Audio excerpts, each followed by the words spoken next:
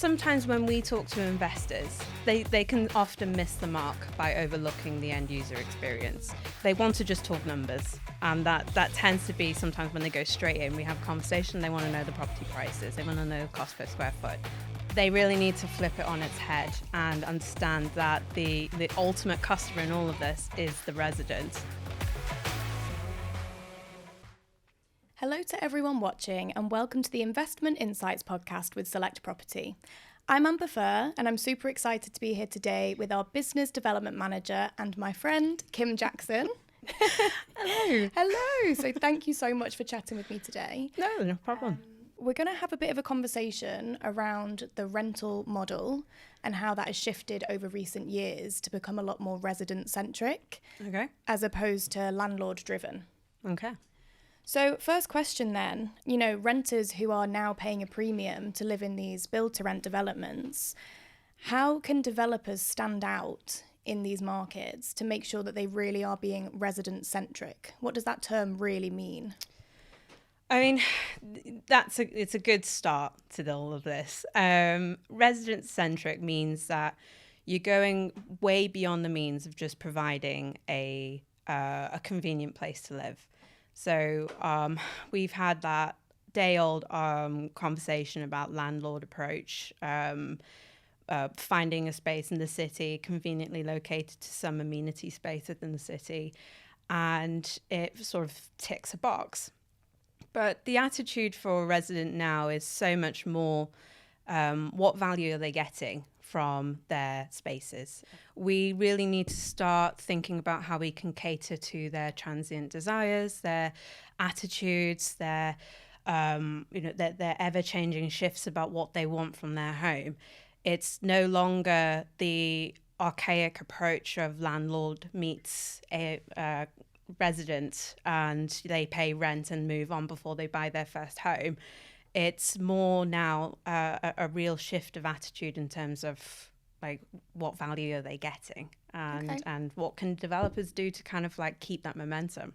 Okay, yeah, great. And I think it's often so overlooked, that end user experience. Yeah. It's often really overlooked by the investor who might initially think that they want somewhere, with the lowest capital entry point. Yeah. So why is the end user experience actually the most important factor to investors as well? I mean, sometimes when we talk to investors, they can often miss the mark by overlooking the end user experience. And, they want to just talk numbers. And that tends to be sometimes when they go straight in, we have a conversation, they want to know the property prices, they want to know the cost per square foot. They really need to flip it on its head and understand that the ultimate customer in all of this is the resident. They're picking up the tab. And so when we think, okay, right, well, this development is completed and the resident's in there, how are we as the developer or the management company going to keep that resident in that place? Yeah. And, by creating highly sought after spaces that brings value to the residents, in turn, what that reflects in as for the investor and what that means for their purchase is that how they hold the spaces that we are creating hold value, higher retention rates, lower turnover, a higher consistent trend of yield that comes from the property, and upwards just it translates to a higher demand and higher occupancy to the development. Residents just want residents want a good place to live, and I think what we really need to remind ourselves is when we're talking about the resident being prime focus, it's not just a feel-good philanthropy move. It's a smart business decision to start thinking about how this is managed once it's completed, rather than talking about numbers. Yeah, no, absolutely. I totally agree. And I think, everything that feeds in and creates that resident experience, we talk about things like, of course, amenity, location, which of course then creates community. But how important is building management? As you said, when that development completes, it's all very well having the best amenities on the market. But how important is building management to really activate those communities and in turn drive that bottom line for investors? I mean, you can look around. Like anyone who's built purchased in London can tell you, like, service charge scares the hell out of them, because they thinking like, that's a management company that's come in and they're trying to make a profit out of me. Like, but they've got their own margins they need to make, right? So a successful third-party management is scarce, and that further emphasizes the sort of what we bring to the table in terms of developing and managing our own brands. So it's like when we employ the people to work in these spaces, they all embody the brands that we have created. Yeah. So the brands of the residential places, the people that work within them, they completely understand the ethos. They completely understand that experience that they need to be driving. And that all translates to that resident staying that a little bit longer. It stays, they're living in those homes because it's a great place for them to live. There's not a high turnover of staff, or the resident doesn't feel like they have to kind of explain to the concierge that, a new face at the concierge every other month because, such and such is like not quite right or anything like that. There is a relationship there right from the ground level with the resident and the people that work within the developments, not just us selling that and moving on to the next thing. Yeah, absolutely. And I think as the developer, you're right, we sort of have a vested long-term interest in the long-term success of every development and every brand that we create. Yeah. And I think it's like any brand, isn't it? If your staff aren't fully living the brand and aren't value driven, and kind of aligned and reaching one sort of mission, then of course the touch points are going to be inconsistent for the customer. And it's exactly the same with a branded residence. Yeah. So exactly. How do branded residences then sort of enhance that resident experience? What does a branded resident mean? A branded residence mean? So, what is a branded residence? It is such a key point to what is going to make a successful development in the future. It's literally the roadmap to residential living in the city. And when we think about brands, anything we do in our life, in our day-to-day life, is associated with a brand. From what the hotels we stay in, you have when you walk into a hotel like the Hilton or the Mandarin Oriental, you have a sort of standard of expectation and of an affiliation with it. Right down to what we put on our face in terms of face creams and stuff. We know what works for us. Yeah. And we're loyal. We are quite loyal to the brands that work for us. Yeah. So why is that not in the residential market?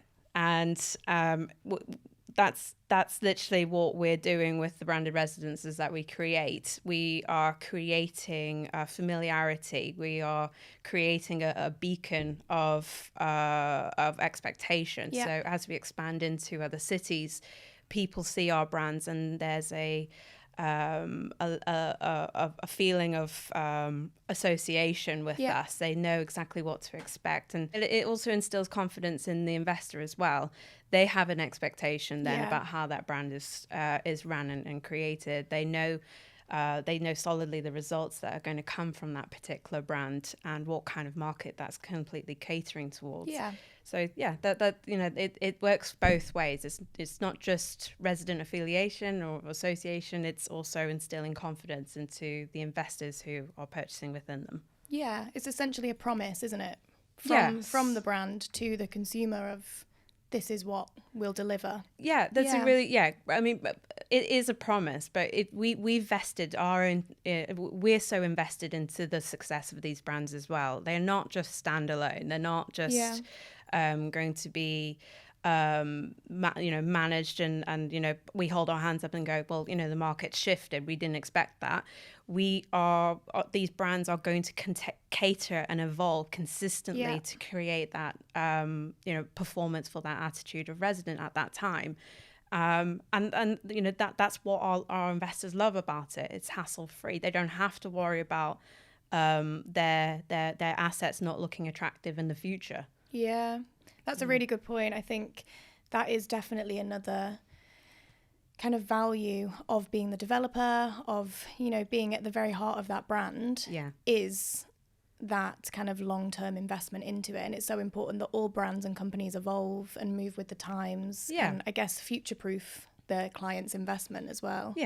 In this market then, what are some of the common objections that you've had from investors about investing into the UK property market this year? I think something that comes up with like what I sort of alluded to earlier, especially with more seasoned investors, they tend to have an existing portfolio of property in the likes of London or overseas, and they're kind of like, they're performing, you know, well consistently, but they're not really getting the best out of their things, and that can really come down to like things like service charges. That tends to be a massive one. Like, you know, service charges in a lot of cases can triple in developments because management comes in, they really kind of calculate the value of what it is to take, kind of like to bring this development up to speed and up to the value of what it should be.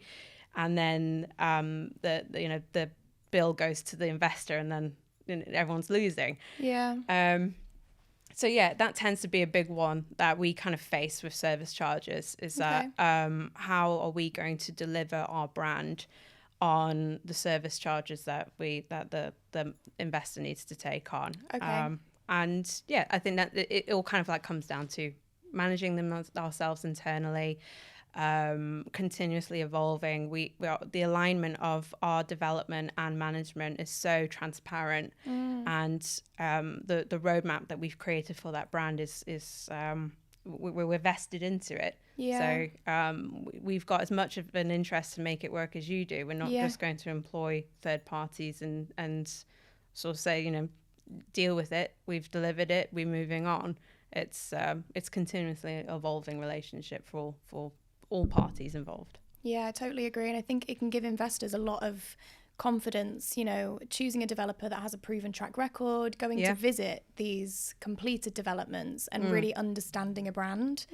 I think, you know, walking around Affinity Living developments, I really do think that you get a sense that it is happening for real, and that these communities are living in the spaces. And it's so nice to see, because I think as a developer, obviously, you know, we have that control of shaping and building, and even down to the floor and the fabric and the amenity space. Like, all of the details are so important to providing that end experience, aren't they, for the resident? Absolutely, and it's we so welcome when people say, "Oh, I'll come up to see the site." It's like, absolutely, 100%, couldn't agree more. The right decision.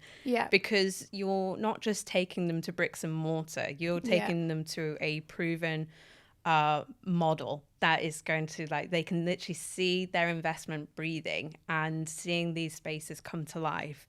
And you know, the people who run them are the people we've employed.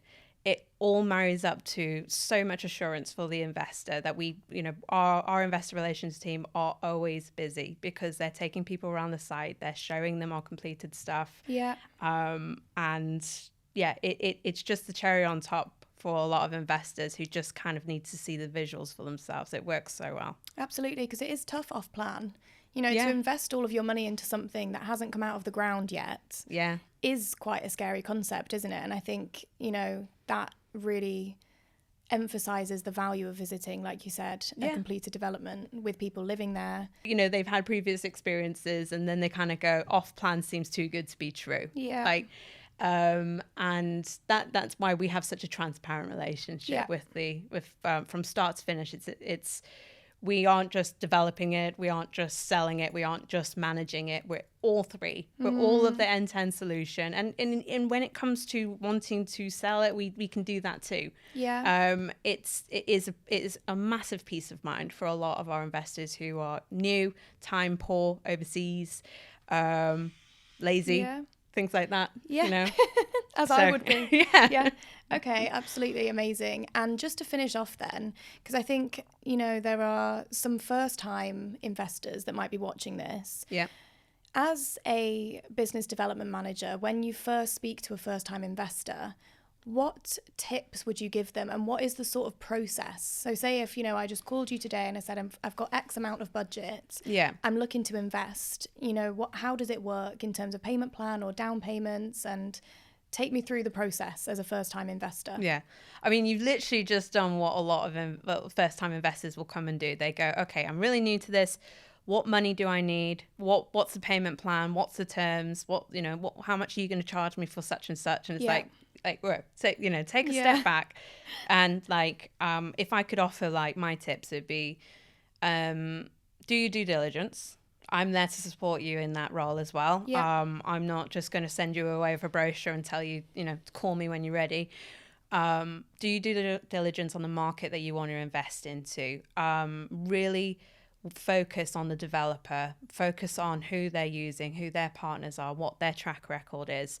If I think, the first-time investors, they will tend to cast a very wide net, and then they get hounded by every agent and property developer in the world just trying to, sell them something. Yeah. And then they get kind of scared off. I think the important thing is that do your research. If it sounds too good to be true, it probably is. Yeah, that's a good point. And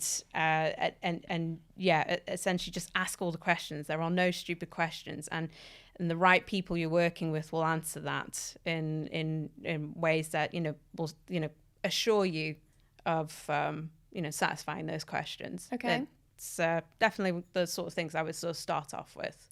Okay, and if that individual had decided to go ahead, or they wanted to find out more and they were interested and they understood the brands, what is the process, the investment process from, yes, I want to buy in this development? Once they've narrowed down onto something that they're really happy and then in theory everything works great, then that would be a case of reserving the property off of the market, and then we have a in-house investor services team that can take them through that initial exchange process. So. Okay. And there's always a kind of payment plan available, isn't there? With them being off plan, it will be, X down payment and the rest on completion, that kind of. Yeah. Always. Yeah, it's super flexible. Yeah. It's in line with a loan to value kind of relationship with. So a lot of our investors use mortgages, buy-to-lets, personal mortgages. So they're, the deposit they're putting down, they don't have to pay anything else until completion, and they can just sort of apply a mortgage against the remaining balance. Okay. So, they can, there's always a payment plan available that can work quite flexibly to financial goals and limitations. Yeah, perfect. And then, so you were saying that the investor services team they can sort of provide those mortgage recommendation partners, can't they? And Yeah. We have a great panel of solicitors that we can recommend who are really fluent with the developments or the city. And when, they can work really well with you, especially, again, if you are time poor or your first time or things like that. We're there every step of the way. We're not I'm not going to just say, well, thanks for the reservation form. This is, such and such. They're going to make you pay for it now. Yeah. I'm there to continue as your point of contact throughout the whole cycle. And I'm always in the inbox trying to send, construction updates and things that I think, that can always just really layer, meat on the bones for you to get an understanding and get you excited for something, that is a really great choice. So it's essentially, it just doesn't stop there. The whole relationship is from, from picking the property right to completion, right to exiting onwards or getting your resident in. We do all of that, and the face on the other end of the phone in Select stays the same. Yeah. So. Yeah, and I can see that sort of end-to-end process will be really appealing for a lot of investors. Yeah, you're not just being passed pillar to post with, we recommend such and such and this such a place, and they're on holiday. It's we're all in the same boat. We all talk in the office, so we're all there. Amazing. So Kim, thank you so much. That's been such an interesting conversation. No problem. Thank you for having me. Hope it was useful. Absolutely. I think that would have definitely proven useful for so many investors watching. And to those of you watching, please subscribe on your platform of choice. We're on YouTube, Apple Podcasts, Spotify and Google. And Kim's on LinkedIn. And Kim is always on LinkedIn.